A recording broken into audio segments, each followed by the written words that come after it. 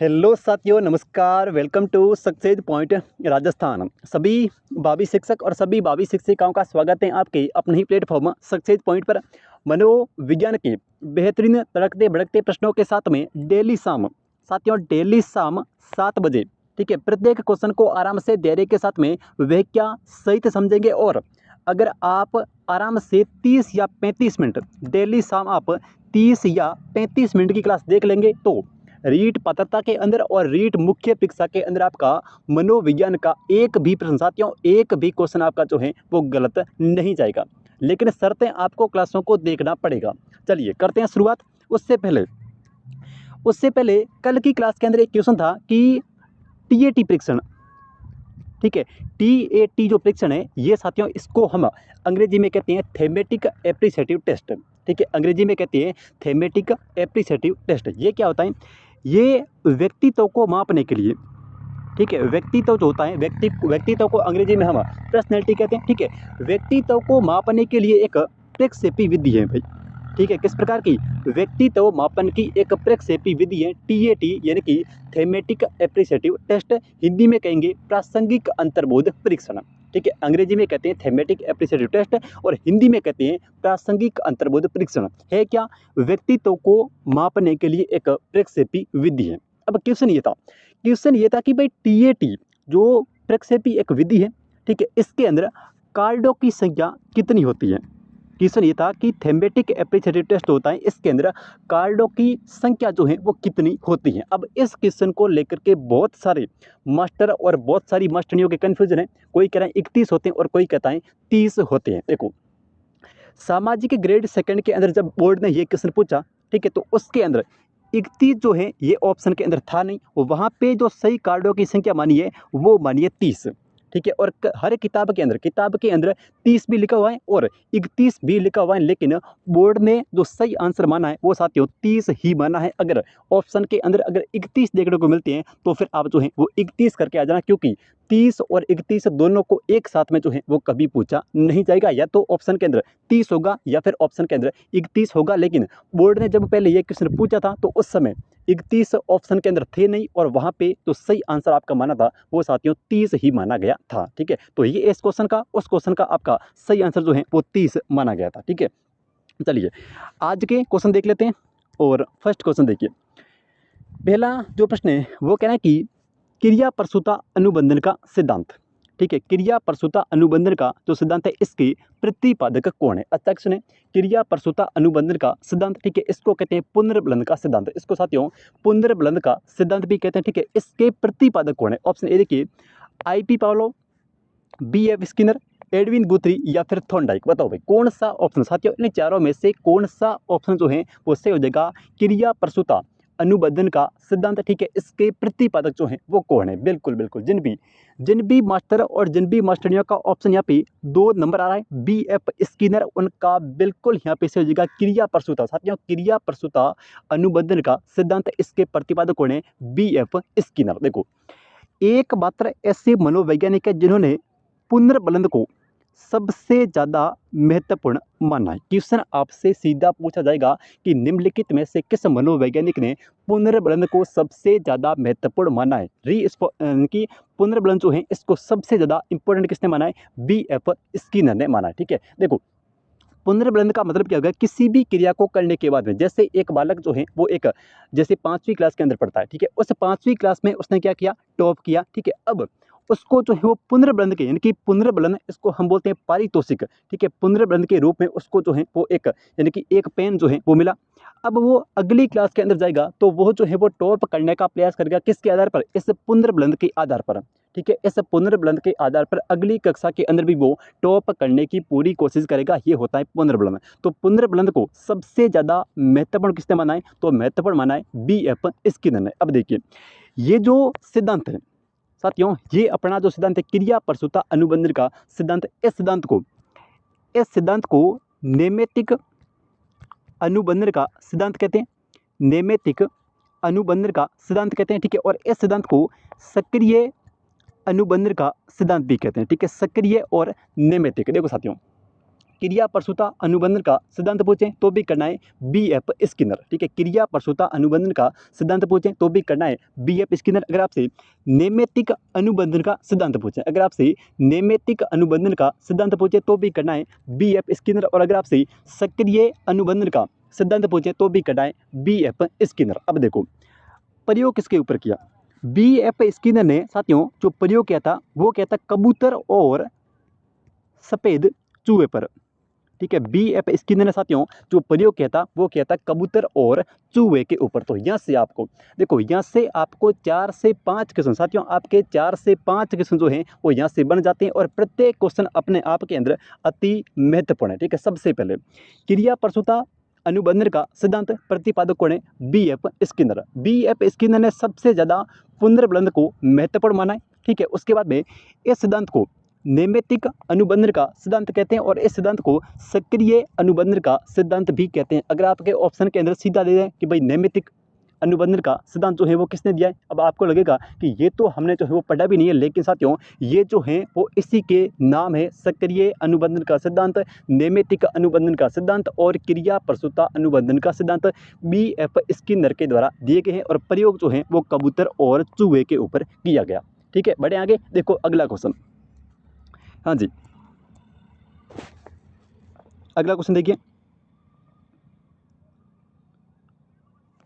अगला जो प्रश्न है वो कह रहे हैं कि जीन पियाजे की संज्ञानात्मक विकास सिद्धांत की किस अवस्था के अंदर अनपलटन का दोष जो है वो पाया जाता है। अच्छा क्वेश्चन है, जीन पियाजे की संज्ञानात्मक विकास सिद्धांत। सबसे पहला क्वेश्चन है कि संज्ञानात्मक विकास सिद्धांत के प्रतिपादक कौन है। साथियों संज्ञानात्मक विकास का जो सिद्धांत है ये किसके द्वारा दिया गया या फिर इसके जो है वो प्रतिपादक कौन है,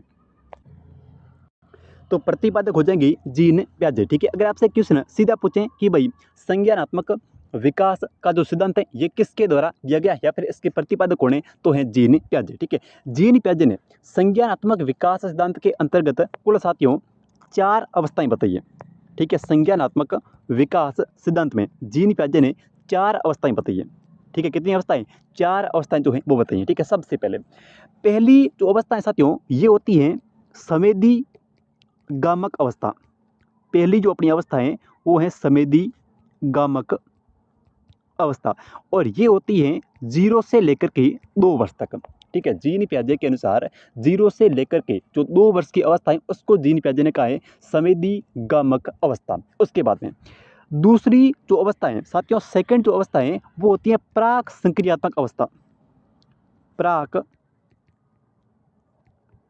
संक्रियात्मक और आगे अवस्था। ठीक है, ये जो होती है ये होती है 2 वर्ष से लेकर के आगे 7 वर्ष तक। साथियों 2 वर्ष से लेकर के 7 वर्ष तक की जो अवस्था होती है उसको जीन पियाजे ने कहा है प्राक संक्रियात्मक अवस्था। ठीक है, और तीसरी जो अवस्था है ये अपनी होती है मूर्त संक्रियात्मक और अवस्था और ये होती है 7 वर्ष से लेकर के फिर आगे 11 वर्ष तक। ठीक है, 7 वर्ष से लेकर के 11 वर्ष तक जो अवस्था है वो होती है कौन सी, मूर्त संक्रियात्मक अवस्था। और चौथी जो अवस्था है वो है साथियों चौथी औपचारिक संक्रियात्मक अवस्था। ठीक है, चौथी कौन सी है, चौथी है औपचारिक संक्रियात्मक अवस्था और ये होती है 12 वर्ष से फिर ऊपर। ठीक है, 12 वर्ष से ऊपर की जो अवस्था है उसको जीन पियाजे ने औपचारिक संक्रियात्मक अवस्था का है। ठीक है, तो ये हो गई 4 अवस्थाएं। पहली कौन सी है, संवेदी गामक अवस्था जो कि 0 से लेकर के 2 वर्ष तक है। दूसरी जो है वो अपनी प्राक संक्रियात्मक अवस्था है जो कि 2 वर्ष से लेकर के 7 वर्ष तक है। तीसरी जो अवस्था है वो है मूर्त संक्रियात्मक अवस्था जो कि 7 वर्ष से लेकर के 11 वर्ष तक है। और चौथी जो अवस्था है वो है औपचारिक संक्रियात्मक अवस्था जो कि 12 वर्ष से फिर ऊपर है। यहाँ पे आपसे पूछा है कि संज्ञानात्मक विकास सिद्धांत की किस अवस्था के अंदर अनपलटन का दोष जो है वो पाया जाता है। देखो एक क्वेश्चन पिछली बार पूछा गया था कि जीन पियाजे की संज्ञानात्मक विकास सिद्धांत की किस अवस्था के अंदर वस्तु स्थायित्व का भाव पाया जाता है। ठीक है, ये क्वेश्चन भी इंपॉर्टेंट है, वस्तु स्थायित्व का भाव जो है वो जीन पियाजे की किस अवस्था के अंदर पाया जाता है। अब देखिए वस्तु स्थायित्व क्या होता है, जैसे आपके घर के अंदर कोई छोटा बच्चा है, ठीक है, उसने जो है वो आपका मोबाइल फ़ोन जो है वो ले लेता है। ठीक है, और आप जो है भाई मोबाइल फ़ोन छोटा बच्चा लेगा तो आप सोचोगे कि उसको जो है वो ख़राब कर देगा, तो इसलिए आप जो है वो उस मोबाइल फ़ोन को उस बच्चे के हाथ में से छीनते हैं और उसके ऊपर से घुमाकर कहते हैं कि वो जो कौवा जा रहा है या फिर वो चिड़िया जा रही है वो उसको लेकर जो है वो चली गई उस मोबाइल फ़ोन को, ठीक है। और आपकी बात के ऊपर वो बच्चा जो है वो ना समझे और वो जो है वो यकीन कर लेता है। ये होता है वस्तु स्थायित्व का भाव, ठीक है। बच्चे को सच में लगेगा कि जो चिड़िया है, जो वो कौवा है या फिर कोई भी है, वो जो है वो लेकर उस मोबाइल फ़ोन को भाग गया। ये होता है वस्तु स्थायित्व का भाव और ये जीनी पियाजे की पहली अवस्था के अंदर पाया जाता है। और पहली जो अवस्था है साथियों, ये होती है संवेदी गामक अवस्था, जो कि 0 से लेकर के 2 वर्ष तक होती है। ये क्वेश्चन आपका पूछा गया था, ठीक है। तो इसका ऑप्शन था संवेदी गामक अवस्था। अब देखिए यहाँ पे आपसे पूछा है कि किस अवस्था के अंदर अन्नपतन का दोष पाया जाता है, ठीक है। अन्नपतन क्या होती है? अन्नपतन होता है जैसे अगर हम किसी बच्चे को पूछेंगे कि 19 के बाद जो है वो क्या आता है, तो बच्चा कहेगा सर 19 के बाद में जो है वो आता है 20। भाई 19 के बाद में क्या आता है? 20 आता है। लेकिन उस बच्चे को आप पूछना कि 20 से पहले कौन सी संख्या आती है, 20 से पहले जो है वो कौन सी संख्या आती है, तो बच्चा जो है वो बता नहीं पाएगा। यानी कि किसी भी चीज़ को वो बैक नहीं कर पाएगा। भाई किसी भी चीज़ को वो जो है वो बैक नहीं कर पाएगा, रिवर्स नहीं कर पाएगा। इसको हम कहते हैं अन्नपलटन का दोष। तो ये जो अन्नपलटन का दोष है साथियों, ये जीन पियाजे की जो सेकंड अवस्था है, ठीक है, जीन पियाजे की जो संज्ञानात्मक विकास सिद्धांत की जो दूसरी अवस्था है, कौन सी? अपनी प्राक संक्रियात्मक अवस्था, इसके अंदर पाया जाता है, ठीक है। तो प्राक संक्रियात्मक अवस्था जो है वो इसके अंदर कौन सा? अन्नपलटन का दोष पाया जाता है। और वापस जब ये इस मूर्त में जाएगा, वापस जब ये इस मूर्त अवस्था के अंदर जाएगा तो वहाँ पे चीज़ों को जो है वो पलटना शुरू कर देगा। वहाँ पे देखो मूर्त संक्रियात्मक अवस्था में अगर बालक को पूछेंगे कि भाई 20 से पहले जो है वो क्या आता है, तो वो बता देगा कि 20 से पहले जो है वो 19 आता है। और लेकिन अगर प्राक संक्रियात्मक अवस्था के अंदर पूछेंगे तो बालक जो है वो बता नहीं पाएगा। यानी कि प्राक संक्रियात्मक अवस्था जो कि 2 वर्ष से लेकर के 7 वर्ष तक होती है और उसमें बच्चे के अंदर अन्नपलटन का दोष जो है वो पाया जाता है, ठीक है। तो इस क्वेश्चन का ऑप्शन बी जिनका भी है उनका बिल्कुल यहाँ पे से हो जाएगा। प्राक संक्रियात्मक अवस्था के अंदर अन्नपलटन का दोष जो है वो पाया जाता है। और वस्तु स्थायित्व का भाव, ये क्वेश्चन पिछली बार पूछा गया था।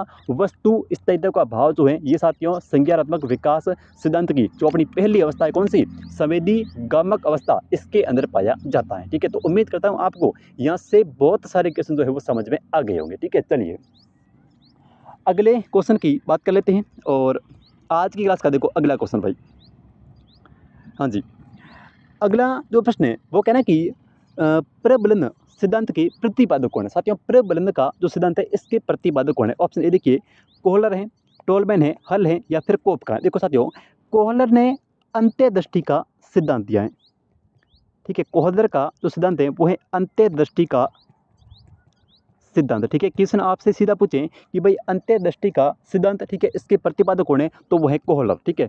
टोलमैन का है चिन्ह अधिगम का सिद्धांत, ठीक है। टोलमैन का कौन सा है? चिन्ह अधिगम का सिद्धांत, ठीक है। ये दिया है टोलमैन ने, ठीक है। चिन्ह अधिगम का जो सिद्धांत है इसके प्रतिपादक जो है वो है टोलमैन, ठीक है। चिन्ह अधिगम का जो सिद्धांत है साथियों ये दिया है टोलमैन के द्वारा, ठीक है। उसके बाद में हल, CL हल ने दिया क्या? CL हल ने दिया प्रबलन का सिद्धांत। साथियों CL हल के द्वारा जो सिद्धांत दिया गया है वो है प्रबलन का सिद्धांत। और CL हल ने आवश्यकता को सबसे ज़्यादा महत्वपूर्ण माना है। अगर किसी भी काम को करने पर अपने आवश्यकता की पूर्ति होती है, अगर किसी भी काम को अगर हम कर रहे हैं और उसमें हमारी जो आवश्यकताएं हैं, उसमें हमारी जो नीड है अगर उसकी पूर्ति हो रही है तो उसको हम जो है वो आवश्यकता यानी कि प्रबलन का सिद्धांत बोलते हैं। और इसके प्रतिपादक पूछें तो करना है CL हल, ठीक है। अब देखो कोहफका, कोहलर और मैक्स वर्दीमर। साथियों कोहफका देखो एक नाम आता है कोहफका, एक नाम आता है कोहलर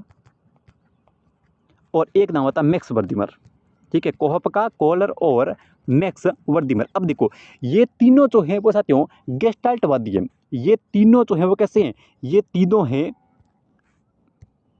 अरे वो चला गया पूरे, गेस्टाल्टवादी। ये तीनों जो हैं वो कैसे हैं? ये तीनों जो हैं वो अपने गेस्टाल्टवादी है, ठीक है। कोहफका, कोहलर और मैक्स वर्दीमर तीनों जो हैं वो गेस्टाल्टवादी हैं। और यहाँ से प्रबलन का जो सिद्धांत है इसके प्रतिपादक पूछा तो करना है CL हल। इस क्वेश्चन का आपका 3 नंबर का ऑप्शन जो है वो बिल्कुल सही हो जाएगा। CL हल के द्वारा प्रबलन का सिद्धांत जो है वो दिया गया, ठीक है। चलिए अगला क्वेश्चन देखिए,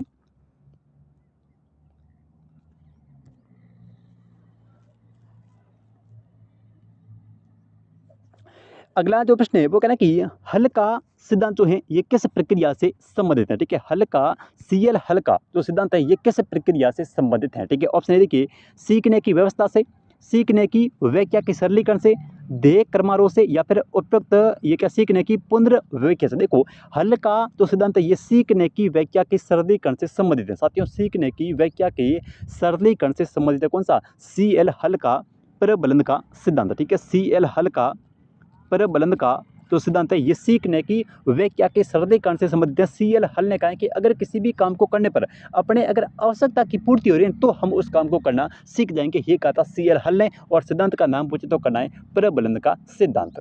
बढ़े आगे, देखो अगला क्वेश्चन।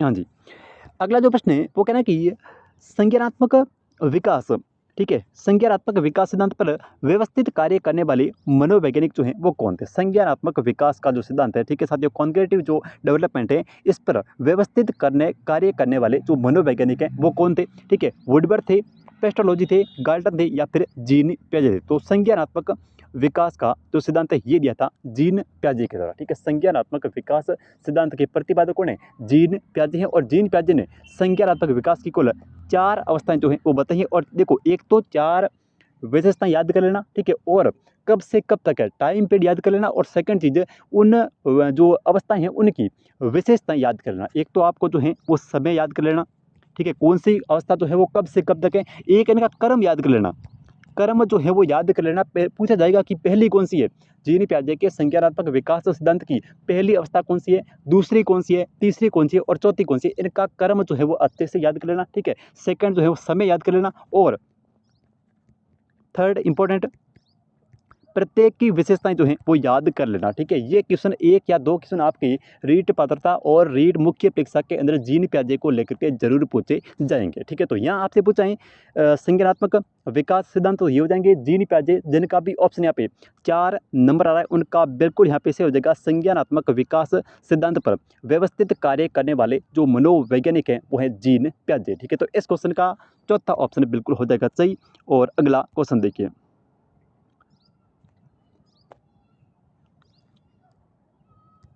हाँ जी, अगला जो प्रश्न है वो कहना है कि पियाजे के अनुसार संज्ञानात्मक बाल विकास की कितनी अवस्था है। तो ये होगी, मैंने आपको कह दिया कि ये जो अवस्था है वो है अपनी 4 अवस्थाएं। ठीक है, जीन पियाजे की संज्ञानात्मक विकास के सिद्धांत की जो अवस्था है वो है 4 अवस्थाएं। तो इस क्वेश्चन का जिन भी मास्टर और जिन भी मास्टरों का ऑप्शन 2 नंबर आ रहा है 4 अवस्थाएं, उनका बिल्कुल यहाँ पे से हो जाएगा 4 अवस्थाएं। ठीक है, चलिए अगला क्वेश्चन देखिए। अगला जो प्रश्न है वो कहना है कि निम्न में से कौन सी शिक्षण विधि प्रजातांत्रिक विधि जो है वो नहीं है। देखो, प्रजातांत्रिक विधि का मतलब क्या होता है, यहाँ पे ये समझिए, जो अपनी प्रजातांत्रिक विधि है साथियों, प्रजातांत्रिक विधि का मतलब हो गया कि इसके अंदर शिक्षक और प्लस छात्र, ठीक है, शिक्षक और छात्र, शिक्षक और बच्चे दोनों क्या रहते हैं, दोनों जो हैं वो सक्रिय रहते हैं।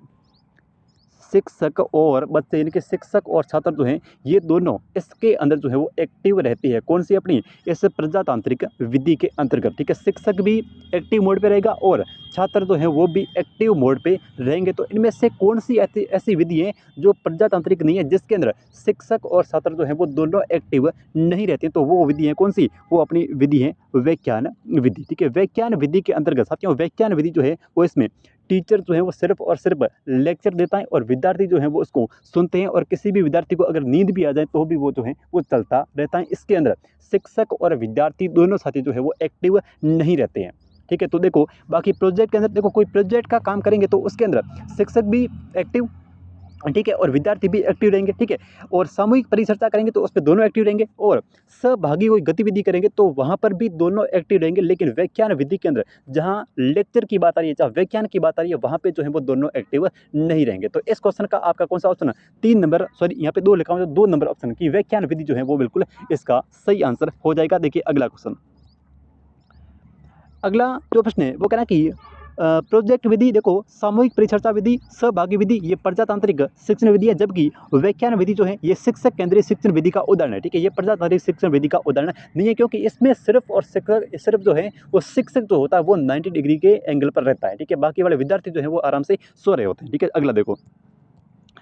अगला जो प्रश्न है वो कह रहा है कि निम्न में से कौन सी शिक्षण विधि प्रगतिवादी सिद्धांतों पर आधारित है। इनमें से कौन सी शिक्षण विधि जो है ये प्रगतिवादी सिद्धांतों के ऊपर आधारित है। ये आपका यूपी टेट का क्वेश्चन है और ये सो जाएगी समस्या समाधान विधि। तो इस क्वेश्चन का जिन भी विद्यार्थियों का ऑप्शन 4 आ रहा है उनका बिल्कुल यहाँ पे से हो जाएगा प्रगतिवादी सिद्धांतों पर आधारित है कौन सी समस्या समाधान विधि।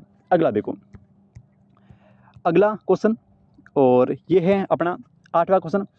क्वेश्चन कह रहा है कि उपलब्धि परीक्षण के निर्माण के लिए निम्न में से कौन सा जो है वो सत्य नहीं है। ठीक है, उपलब्धि परीक्षण के निर्माण के लिए निम्न में से कौन सा जो है वो सत्य नहीं है। विश्वसनीयता, विश्वसनीयता होनी चाहिए उपलब्धि परीक्षण के लिए। उपलब्धि परीक्षण के अंदर अगर विश्वसनीयता नहीं है तो वो जो है वो उपलब्धि परीक्षण नहीं है। सॉरी, ये शब्द जो है वो मैं सही ढंग से नहीं बोल पा रहा हूँ। ठीक है, मूल्यांकन जो है ये और वैधता, देखो वैधता तो होनी चाहिए, वैधता तो होनी चाहिए और वस्तुनिष्ठता, वैधता का मतलब हो गया कि सभी विद्यार्थियों के जो है वो नंबर आए बराबर। ठीक है, वैधता, विश्वसनीयता और वस्तुनिष्ठता, बिल्कुल प्रश्न जो है वो साथियों वस्तुनिष्ठ प्रकार के होने चाहिए। तो इसके अंदर वस्तुनिष्ठता भी होनी चाहिए, लेकिन यहाँ पे अगर मैं बात करूँ इसकी मूल्यांकन की तो मूल्यांकन जो है ये आवश्यक नहीं है। बाकी आपकी विश्वसनीयता ए ऑप्शन बोल देता हूँ मैं, ए ऑप्शन। ठीक है, वैधता होनी चाहिए और वस्तुनिष्ठता होनी चाहिए। ठीक है, इस जो पहला है इसको मैं सही ढंग से जो है वो प्रेजेंटेशन नहीं दे पा रहा हूँ। ठीक है, तो आपका बी ऑप्शन सही होगा, मूल्यांकन। अगला देखो, हाँ जी, अगला जो क्वेश्चन है वो कह रहा है कि शिक्षार्थी केंद्रित पाठ्यक्रम में निम्नलिखित में से कौन सा जो है वो महत्वपूर्ण है। शिक्षार्थी केंद्रित पाठ्यक्रम है तो उसके अंदर छात्र होगा, इनकी बच्चा जो होगा वो हमेशा महत्वपूर्ण होगा। क्योंकि पाठ्यक्रम कैसा है, क्योंकि पाठ्यक्रम साथी जो है ये हमेशा कैसा है, शिक्षार्थी केंद्रित है, यानी कि एक बालक को ध्यान में रखकर बनाया गया है। तो इसके अंदर बच्चा जो होगा वो हमेशा क्या होगा, हमेशा वो महत्वपूर्ण होगा। तो इस क्वेश्चन का आपका, इस क्वेश्चन का जिन भी विद्यार्थियों का ऑप्शन 2 नंबर आ रहा है उनका बिल्कुल यहाँ पे से हो जाएगा बच्चा। अगला देखो, अगला जो क्वेश्चन है वो कह रहा है कि एक चिंतनशील शिक्षक कक्ष में ऐसी परिस्थिति उत्पन्न करता है कि छात्र व्याख्यान सुन सके, कक्ष में शिक्षक के नोट्स ले सकें, या फिर कक्ष में अनुशासन बनाए रखें, या फिर शिक्षक और छात्रों और शिक्षक में पारस्परिक अंत्यक्रिया को प्रोत्साहन मिले। तो इनमें से कौन सा, ये कहना कि एक चिंतनशील शिक्षक कक्ष में ऐसी परिस्थिति उत्पन्न करें जहां पर छात्रों और शिक्षक के मध्य पारस्परिक अंत्यक्रिया को प्रोत्साहन मिले। यहाँ पे जो है वो छात्रों और शिक्षक के मध्य पारस्परिक अंत्यक्रिया का मतलब हो गया कि बच्चे जो है वो शिक्षक को क्वेश्चन पूछेंगे, ठीक है, और शिक्षक जो है वो उनके आंसर करेगा।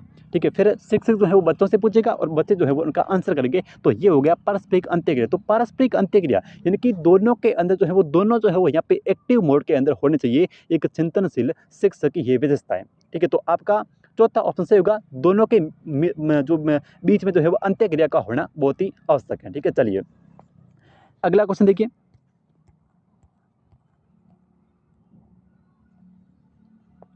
हाँ जी, अगला जो प्रश्न है वो कहना कि मूल्यांकन का उद्देश्य क्या होता है। साथियों मूल्यांकन करना, ठीक है, इवोल्यूशन मूल्यांकन जो होता है उसका उद्देश्य जो है वो क्या होता है, एम क्या होता है। देखिए, बच्चों को मंद शिक्षार्थी और प्रतिभाशाली बच्चों के रूप में अंकित करने के लिए, मतलब अलग अलग ग्रुप में बांटने के लिए कि ये मंद बुद्धि है और ये प्रतिभाशाली, इसके लिए होता है।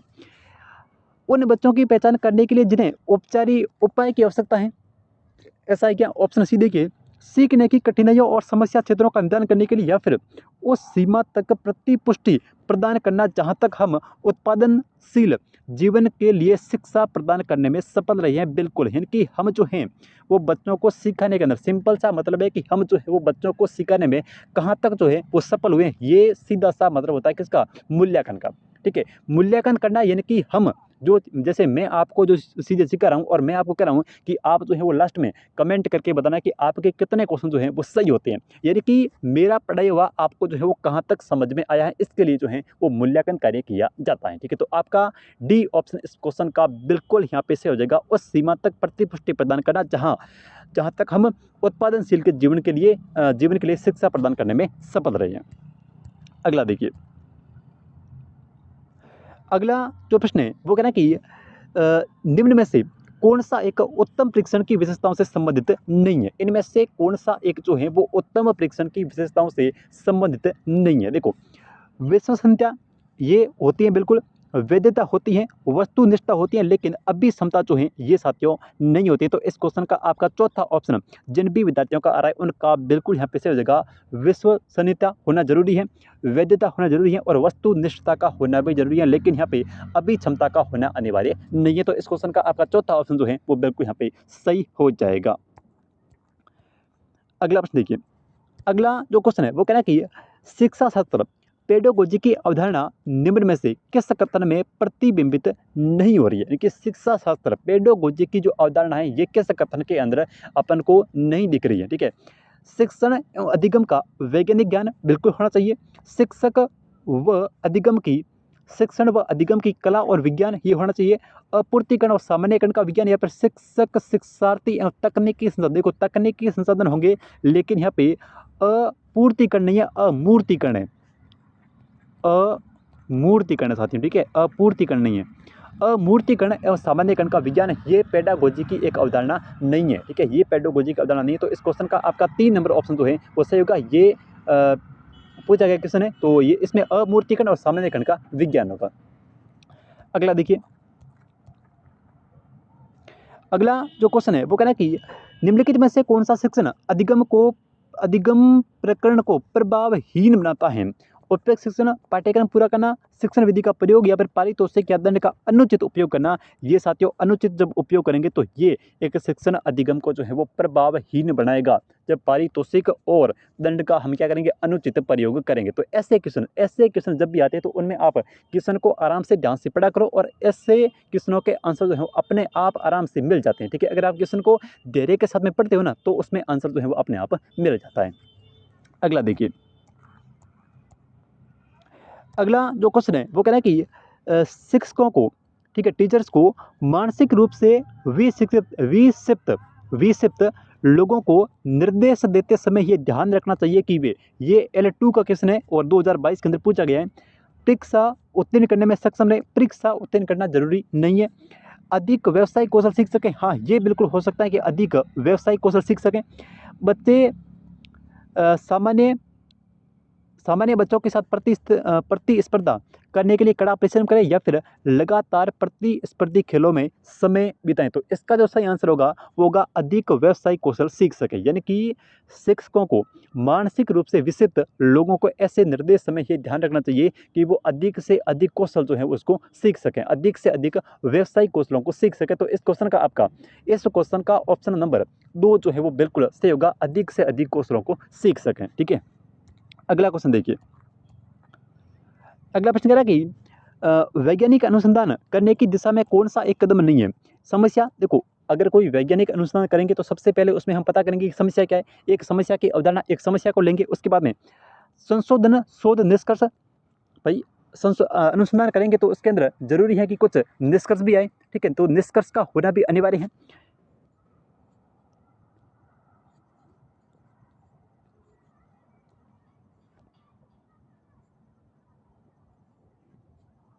हाँ जी, तो निष्कर्ष, संशोधन, शोध, निष्कर्ष का होना भी अनिवार्य है। आधार सामग्री एकत्रित करना बिल्कुल सही है। गतिशील दृष्टिकोण, यहाँ पे अगर मैं इस गतिशील दृष्टिकोण की बात करूँ साथियों तो ये क्रियात्मक अनुसंधान का एक कदम है। ठीक है, ये जो है ये अपना क्रियात्मक अनुसंधान का एक क्या है, क्रियात्मक अनुसंधान का एक कदम है। यानी कि गतिशील जो दृष्टिकोण है ये साथियों क्रियात्मक अनुसंधान का एक कदम है। तो इस क्वेश्चन का आपका चौथा ऑप्शन जो है वो बिल्कुल सही होगा। ये एक गतिशील जो दृष्टिकोण है ये आपका क्रियात्मक अनुसंधान का एक उदाहरण है। ठीक है, अगला देखो, अगला क्वेश्चन और ये है अंतिम क्वेश्चन और ये है आप लोगों के लिए। ठीक है, आज की क्लास का अपना अंतिम क्वेश्चन है और ये आप लोगों के लिए, देखते हैं कितने स्टूडेंट जो है वो सही सही रिप्लाई कर पाते हैं। ठीक है, विद्यालय के वास्तविक वातावरण में शिक्षा के सिद्धांतों का परीक्षण करने के लिए किस मनोवैज्ञानिक ने क्रिया अनुसंधान का उद्देश्य माना है। ठीक है, विद्यालय के वास्तविक वातावरण में शिक्षा के सिद्धांतों का परीक्षण करने के लिए किस मनोवैज्ञानिक क्रिया अनुसंधान का उद्देश्य माना। ये आपके रीट L1 2011 के अंदर पूछा गया प्रश्न है। रीट L1 2011 का क्वेश्चन है। ठीक है, इसका आंसर आप सभी विद्यार्थियों को कमेंट करके बताना। मिलते हैं एक नई क्लास में, तब तक के लिए जय हिंद, जय भारत।